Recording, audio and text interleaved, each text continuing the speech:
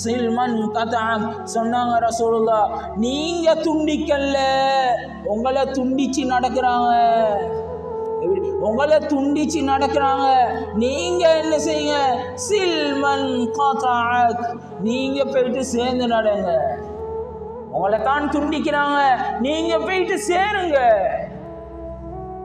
வஅஃபு அம்மன் ஸலமக் சொன்னாங்க ரசூலுல்லாஹ், நீங்க அநியாயம் செய்யல, அவங்க தான் உங்களுக்கு அநியாயம் செய்றாங்க. வஅஃபு அம்மன் ஸலமக், நீங்க அநியாயம் செய்தவரும் மன்னிங்க.